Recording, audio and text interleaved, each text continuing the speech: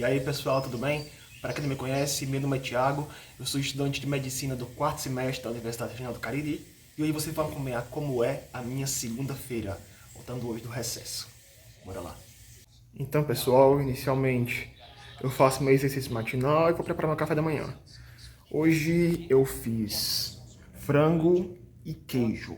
Aí geralmente eu merendo esses dois e levo um aqui nesse depósito para merendar lá na faculdade. E acompanhando café com leite. Geralmente eu tomo só o café, mas hoje não deu vontade de tomar café com leite.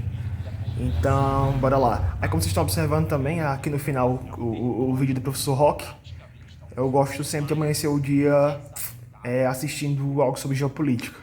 Eu acho interessante. Então pessoal, cheguei aqui no ponto de ônibus.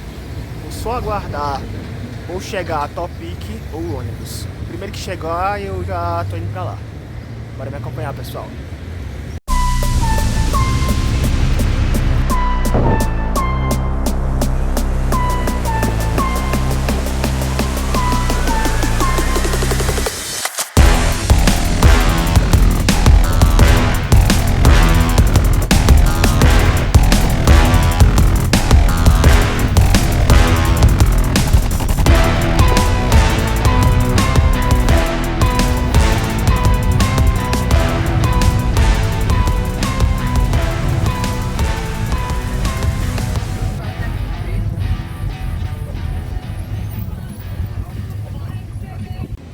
Então, pessoal, cheguei agora na URCA do campus Pimenta. Vocês podem pensar, pô, por que tu não tá no campus lá da medicina? Porque nós não vamos ter aula pela manhã. O professor já tinha falado ontem lá no grupo que, por questões logísticas, não será possível comparecer ao campus. Aí eu vim aqui no Pimenta pra ir pra biblioteca, porque lá o ar-condicionado é bem melhor, e estudar um pouquinho o conteúdo da aula de hoje de manhã, e adiantar um pouquinho também do conteúdo da aula de hoje à tarde de farmacologia. Pela manhã é semiologia e à tarde farmacologia. Então vamos estudar um pouquinho sobre isso. Já estou aqui, né? Só que antes disso eu vou aqui na Pró-Reitoria de Extensão. Já cheguei, a Biblioteca Central ela fica aqui. Biblioteca Central do Pimenta. Só que eu vou inicialmente para a Pró-Reitoria de Extensão, pegar uns documentos e já eu vou para a biblioteca estudar.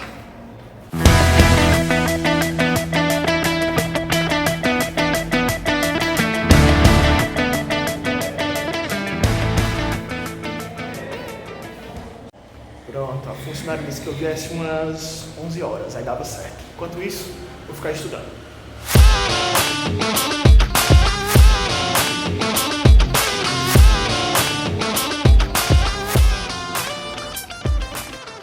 Pronto, aqui na biblioteca, a gente chega lá na recepção, a gente recebe uma chavezinha com a numeração que a gente tem que guardar os nossos materiais. Então vou colocar aqui no armário 64.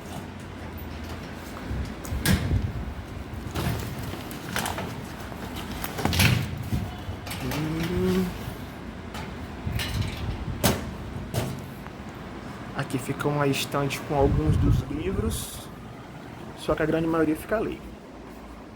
Toda essa biblioteca. Bacana que o pessoal tá chegando de recesso hoje, então tá bem vago pra gente estudar. Então, pessoal, aqui nós temos uma cabine individual, como vocês podem ver, né? Tem iluminação natural, também tem várias outras cabines, tá bem vago hoje, ainda bem. Aí, como a aula de hoje à tarde é sobre anestésicos gerais, já vou dando uma adiantada no conteúdo, porque senão, pessoal, é tanta coisa que você acaba se perdendo. Aí vou começar a assistir essa videoaula, fazer as anotações, aí tudo fica mais tranquilo. Bora comigo.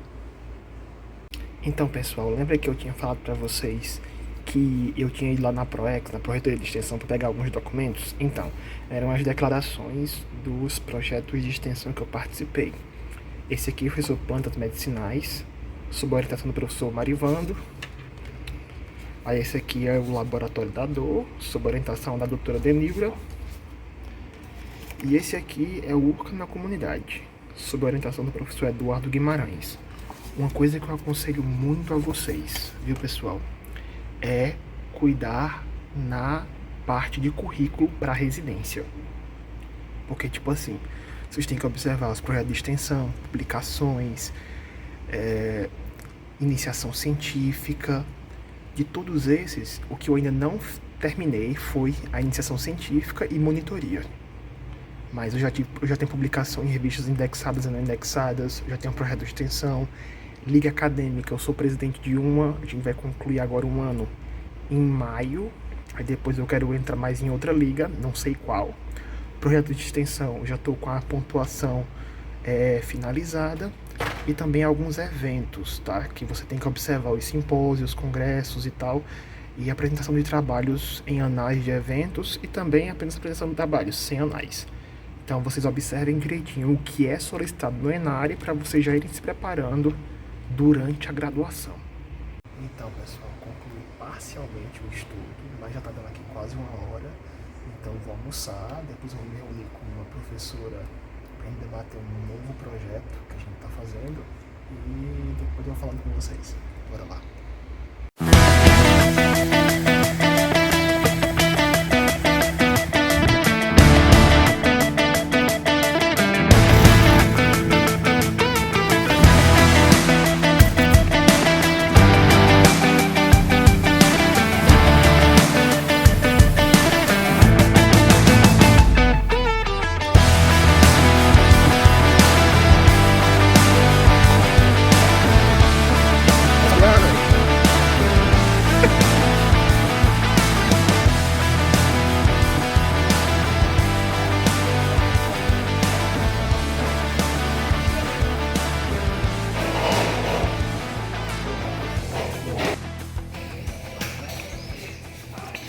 Então, terminei de almoçar, aí eu estava dando continuidade aqui na aula de farmacologia, mas agora eu vou ter que me reunir com uma professora para a gente debater um pouco sobre um projeto que a gente está elaborando.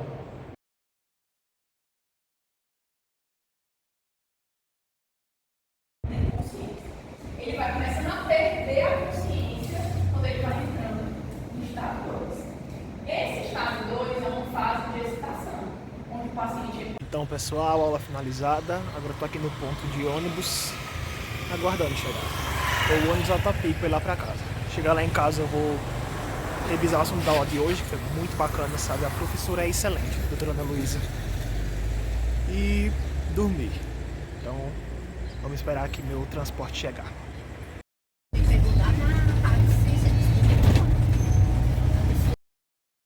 Pronto, cheguei em casa agora. Para não acumular, eu vou logo atualizar meu currículo Lattes, que tem alguns certificados ainda que eu não cadastrei por lá. E depois vou estudar o conteúdo de hoje, tá? Aula dada, aula estudada. Começa um jargão velho, mas ele é real. Enfim, concluí a atualização do Lattes, que eu tinha ainda alguns artigos que eu tinha publicado, algumas participações em eventos, também publicações em anais de eventos e tal. Aí é bacana porque no Lattes, aqui no final, eles colocam, né, o total da sua produção e os eventos que você participou. Tá longe de eu estar pelo menos próximo dos meus professores, mas lógico, né, eu sou um estudante, eu tô tentando ainda. Então, pessoal, em semiologia, eu estudei hoje sobre a dor, tá? Porque no caso, a dor, ela é um sintoma bem complexo e em algumas interpretações ela é vista até como uma própria doença, como é o caso da síndrome do membro fantasma, né? Que a dor é a própria doença daquele paciente.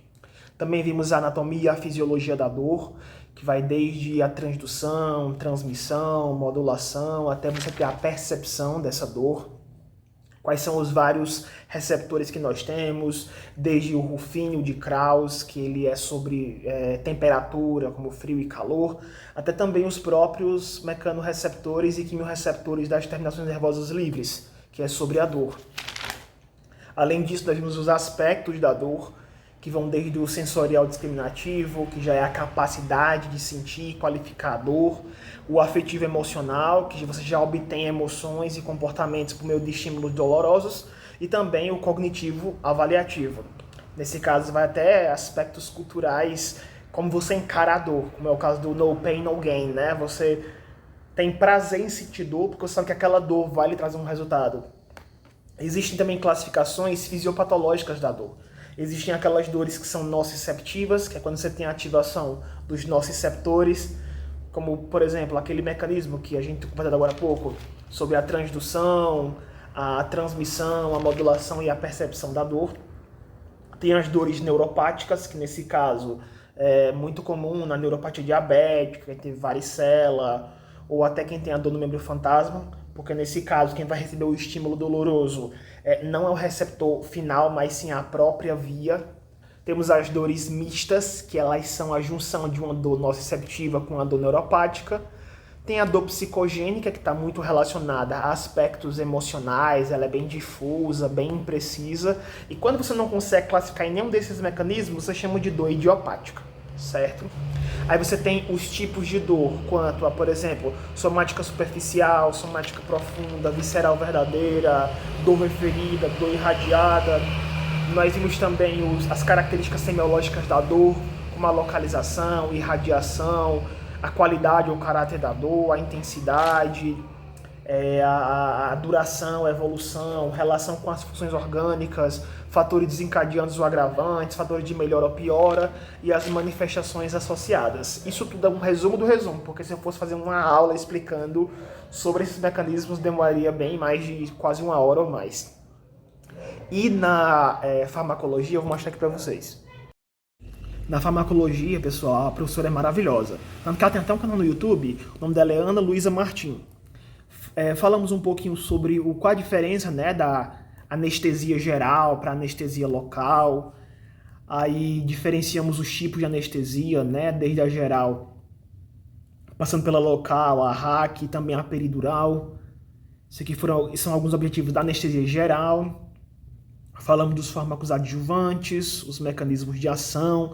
O interessante aqui, pessoal, é o seguinte, isso aqui vale a pena a gente conversar, que são as fases anestésicas lá propostas por Guedel. Quando você vai administrar uma anestesia numa pessoa, primeiro ela vai passar por um estágio 1, que é o estágio de analgesia, né? Que aqui você, dependendo do agente, né, ela é para suprimir a dor, tá? Você tem uma analgesia, a pessoa vai esquecer do que se passou durante a cirurgia, alguns anestésicos dão até euforia e tal. Quando chega nessa fase 2, nesse estágio 2, que é o de excitação, é o estágio que você quer passar o mais rápido possível, porque o paciente ele vai ter excitação, delírio, comportamento combativo. Então o ideal é passar do estágio 1 para o estágio 3 da forma mais rápida possível, que é da anestesia cirúrgica, que aqui o paciente vai estar inconsciente, com uma respiração regular e uma diminuição do movimento ocular. O que o anestesista não quer de jeito nenhum, que chegue no estágio 4, que é depressão bulbar. Aqui o paciente pode ter uma parada respiratória, uma depressão, parada cardíaca, ausência de movimentos e tal. Eu vou passando aqui rapidinho para vocês, porque se eu for conversar dos anestésicos intravenosos, inalatórios, era tempo. Mas foi basicamente tudo isso que a gente viu hoje, muito bem explicado. E tipo assim, pessoal, não é que você queira ser apenas um anestesiologista para você estudar isso. Você como médico, como um clínico, como um cirurgião, vai precisar ter esses conhecimentos para você fazer um manejo correto desse paciente no pré-operatório ou no pós-operatório, saber quais foram os anestésicos que lá foram utilizados, na fase de preparação, quais foram os medicamentos, sejam eles benzodiazepínicos ou não, que eles utilizaram antes de fazer o uso específico da anestesia.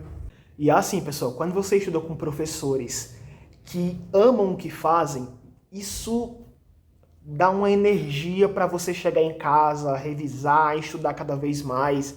Graças a Deus, na nossa universidade, nós temos professores muito capacitados, professores que foram concursados, eles já estão devidamente efetivos na nossa instituição. Vocês sabem que o curso de medicina da URCA é um curso novo, mas graças a Deus nós já temos várias ligas acadêmicas, já temos projetos de extensão, já temos monitorias, o nosso laboratório de habilidade, já chegaram todos os materiais, os manequins, e o que eu posso falar para vocês é que eu estou muito, muito feliz nessa instituição. Eu estou realizado nesse curso e estou trabalhando todos os dias possíveis para eu ser o melhor médico para os meus pacientes. Então, a gente faz estágio extracurricular também, nas unidades básicas de saúde e tal. Fazemos estágios curriculares nos hospitais, inclusive no Hospital e Maternidade São Francisco de Assis, que é o hospital do Grupo São Camilo, que agora é pertencente ao estado do Ceará, para que os estudantes da Universidade Regional do Cariri eles possam fazer os seus estágios e também futuramente fazer o internato. Quem sabe depois ser implantadas residências. Por isso, pessoal, que é importante você cuidar também do seu aprendizado agora, para a prova da residência que você vai fazer, e também do currículo, que é 10% da nota. Por isso que eu já estou envolvido em vários projetos extracurriculares que eu observo que tem uma pontuação bacana no Enário. O quanto possível eu obtiver dessas pontuações, vai ser melhor para mim. Aí, lógico, também cuidar da sua nota, tá? Porque o coeficiente de rendimento acadêmico, ele também conta na sua pontuação curricular. E, é claro, prepare-se para a vida real, certo?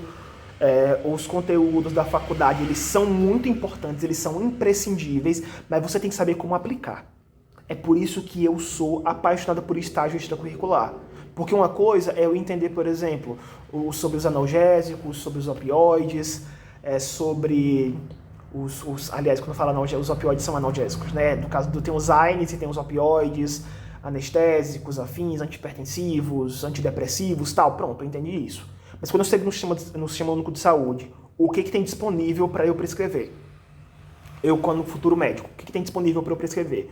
O que eu posso solicitar? Quais são os principais exames que nós temos na rede pública? E nessa situação, se não tiver, e você for necessitar da rede privada, quais são esses exames? Será que o paciente vai ter condições de fazer ou não? Então você tem que observar a execuibilidade, ou seja, o quão executável é possível você fazer. E como é que você vai saber? Só estudando na faculdade, limpo e seco? Não, você vai ter que ter experiência. Por isso que o estágio extracurricular, ele coloca você num campo de trabalho ao lado de um médico daquele serviço, um médico experiente que aceite ser o seu preceptor, como nós temos um médico maravilhoso, que é o Dr. Rafael, e também lá no CIASF uma médica excelente, que é a doutora Ana Paula. Graças a isso, nós já estamos nessa experiência desde o início da faculdade e assim nós vamos ter uma formação cada vez mais qualificada para o bem-estar da população brasileira. Certo, pessoal? Então, essa foi a minha segunda-feira. Amanhã eu vou gravar como é que é a terça-feira de um estudante de medicina da URCA. E vamos ver se eu consigo fazer um vídeo de como é que é uma semana de um estudante do 4º semestre de medicina da Universidade Regional do Cariri. Certo, pessoal? Então, até mais.